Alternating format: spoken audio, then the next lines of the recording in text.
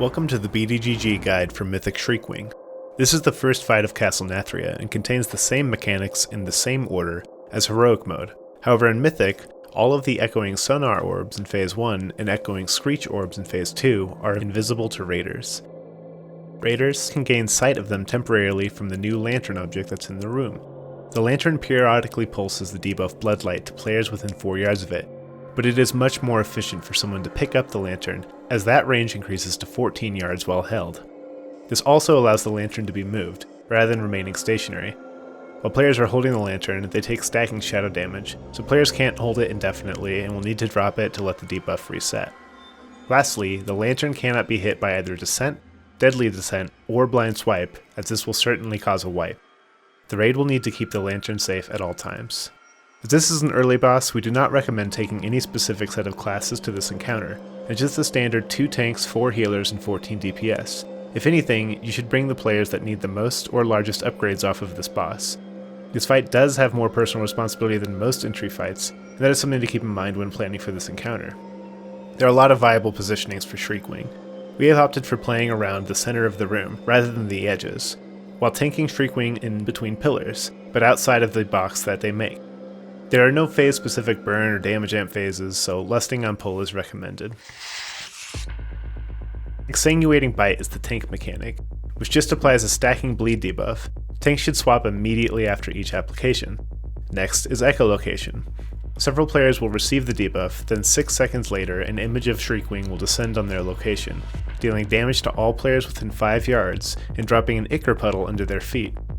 As you can see in the footage, players with this debuff should run out to the outer edges of the room to safely avoid other players and keep their pools out of the main area. Echoing Screech is next, and it's the most important ability of the fight. Whoever is in charge of carrying the lantern first to give vision debuffs should be running through the raid now. It's important to note that you will need to get back into position quickly after dropping off Echolocation, so that you can get this debuff. Your vision debuff may fall off a few seconds before the actual orbs are done traveling, so continue to dodge their trajectory even if they fade from view, or just get another stack from the lantern. Ear-splitting Shriek needs to be line of sighted by the entire raid. We use one pillar at a time for this. The left side first, then the right side. Make sure your entire raid knows well in advance which pillar they are going to, and where they are stacking. Managing the stack of Sanguine Ichor left on the ground is extremely important. This set of mechanics will repeat again before transitioning into Phase 2. Once again, take out Echolocation, get a vision debuff to dodge the echoing orbs, and line of sight ear-splitting Shriek. Being hit by the echoing screech orbs will fear you for 4 seconds and trigger Echolocation on you. It's very important that you prioritize dodging these orbs. Immediately after the second Shriek, players should position near the back pillar on the same side where they just dropped off blood.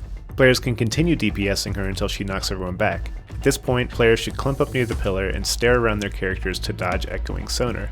This is similar to Heroic, but keep in mind that everyone needs to be clumped up on the same pillar, as players need the vision debuff for most of this phase. It's useful to have some sort of timers for knowing when exactly you need to line of sight ear-splitting Shriek, as you do not need to be stacked behind the pillars between casts. If you notice that your Bloodlight buff is going to fall off and everyone else's isn't, you can manually run to wherever the lantern is on the ground to refresh. Having high stacks isn't a huge deal, but should generally be avoided to decrease raid-wide damage. After this phase, the room will effectively reset. All Ichor pools will disappear and Shriekwing should be pulled back into the starting position and the fight will repeat until she dies.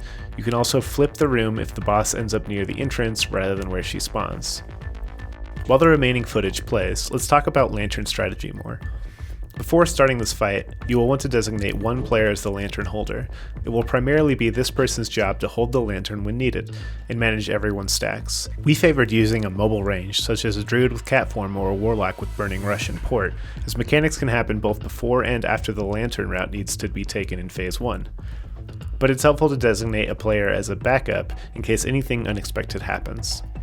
A few seconds before echoing Screech, the player should pick up, make sure to debuff all ranged, then run to melee to give them 2 to 3 stacks before heading back to ranged for another stack or 2. Since echoing Screech orbs only last about 15 seconds, players need the debuff for a short period of time, but it also doesn't do that much damage to where getting an extra stack is going to have a huge negative effect. The lantern holder can then place the lantern back on the ground somewhere around the middle of the room, away from players.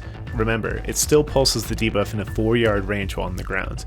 We don't want people running into that by accident and grabbing unnecessary stacks. In Phase 2, it is still the lantern holder's responsibility to keep everyone's stacks rolling. This can be done by standing in the middle of everyone, then throwing the lantern out of the group and picking it up later. As with Phase 1, it's not super important that this is optimized, but you can't let stacks get out of control. Most of the raids should be at the same number and tick rate, so that they should all drop stacks at the same time, and the downtime between buffs can be minimized. Try to stay under 4 stacks. Being the first boss of this raid, this is a straightforward fight with fairly static strategy. By learning the order of the mechanics, you can preemptively position for everything and plan around any RNG. I'm going to let this footage play out for the rest of the kill. If you have questions, leave a comment down below.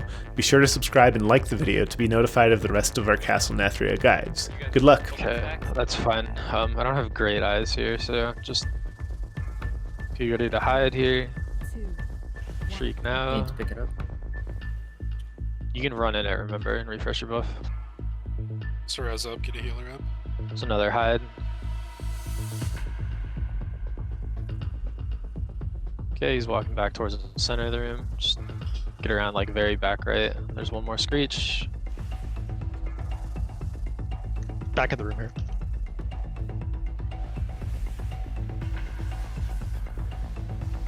To be a res healer. Yeah. Yeah, it's a good tree. That's my bad. Echolocations, get out. I don't know where the lantern is, but we need to pick it up soon. Middle. Somebody pick it up now and go. I can't tell who it's by. You need I bar. can taunt. I can taunt. I'll live. Alright, just keep dodging here. So Echolocations out. should try to spark like that. I've tried spelling that before. Hide. Commit. The fuck? Yeah.